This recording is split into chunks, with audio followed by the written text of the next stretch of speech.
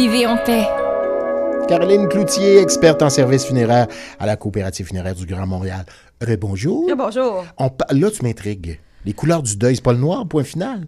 Non, c'est pas point Parce final. Parce que ça aurait fait noir. une petite chronique rapide. C'est le noir. Merci, bonsoir.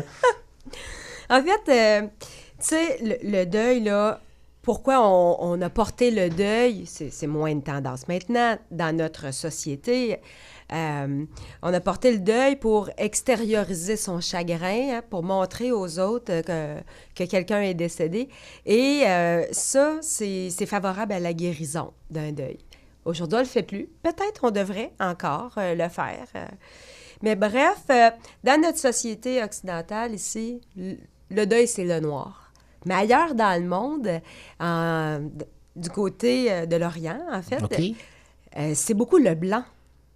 OK. Donc, si on va au Vietnam, en Corée du Sud, en Inde, certains endroits en Afrique, c'est le blanc. Et ça a une signification. Hein? Le blanc, c'est la pâleur liée à la mort, mais c'est aussi la lumière céleste, la renaissance vers une autre vie, parce que beaucoup croient en la réincarnation en Asie. Et si on va au Japon, c'est le noir et le blanc. On mélange les deux couleurs. Puis la Chine, c'est très spécial. Il y a le noir, le blanc, mais il y a aussi le rouge puis le rose. Le rose? Ouais. En Chine? Et ça, on va porter ces couleurs-là si la personne, elle est très, très âgée.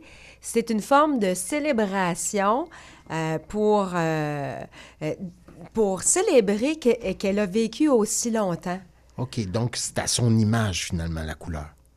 Oui, rouge et rose. Ben, on sait que Étonnant quand même. Le drapeau de la Chine est rouge et c'est leur couleur.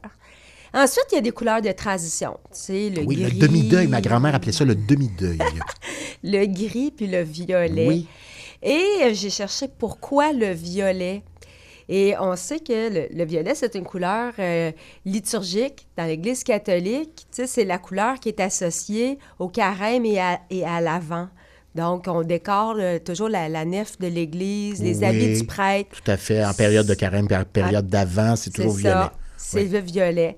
Et le violet, pour avoir du violet, on mélange du bleu et du rouge. Donc, le bleu, ça veut dire la divinité.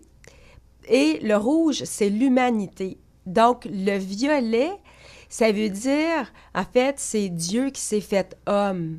C'est le mélange du divin. OK, c'est la représentation. C'est le ça, bleu le et violet. le rouge. Ah, c'est Pourquoi intéressant. on porte le violet? Oui, c'est très intéressant. Voilà. Et au-delà des couleurs de deuil, je me suis intéressée aux couleurs des fleurs. Tu sais, les fleurs qu'on offre quand quelqu'un est exposé. C'est souvent blanc. Bien, c'est souvent blanc. Parce que le blanc, c'est la pureté. Tu sais, par exemple, pour un enfant qui est parti trop tôt, on va voir des fleurs blanches parce que ça nous rappelle les anges, le ciel. Tu sais, c'est la pureté, l'innocence, exactement. Mais pour les personnes un peu plus âgées également, on le voit. On le voit beaucoup. Pour un époux, quelle couleur tu penses? Blanc. La passion. Le rouge? Le rouge, Okay. les roses rouges. On va là quand on va acheter des fleurs, on nous guide en disant, peut-être rouge, c'est votre époux, c'est votre conjoint. Je pense que d'emblée, souvent, hein, on le sait, tu sais, quand c'est pour ton amoureux, c'est envie que ce soit des roses rouges, là. Oui, effectivement. Le lys... Ça m'est pas arrivé. Ben là, non, tant mieux, hein. Je le souhaite pas, là, mais... Le lys blanc, c'est grand signe de pureté. Puis, dans la religion catholique, le lys blanc, c'est symbole ça représente la Sainte Vierge. OK. Tu sais, c'est peut-être des symboles qu'on abandonne un petit peu aujourd'hui. Mais il y a plusieurs années, il y avait vraiment une symbolique à cet égard, dépendamment de la fleur. Puis, on en voit beaucoup des lys blancs dans les arrangements mortuaires. Oui. Donc, cette symbolique-là, elle vient de quelque part. Hein. Intéressant quand même.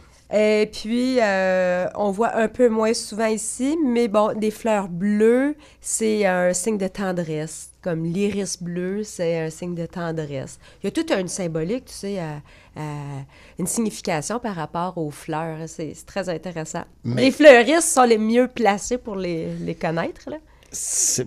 Toi, tu en vois régulièrement des bouquets colorés. Est-ce qu'il y en a lors de décès? Des Oui, bouquets extrêmement colorés? oui, on va voir ça plutôt, moi je te dirais à l'automne, là, quand c'est le temps, les tournesols, OK. on va voir des... Ça se voit, oui. Ben Tu sais, voilà. des fois, ça va être une représentation d'un rayon de soleil. Tu sais. Il y a ça aussi, puis les Ouais, récoltes aussi. Il y a ouais, toute la symbolique des récoltes. oui. Ben, merci beaucoup.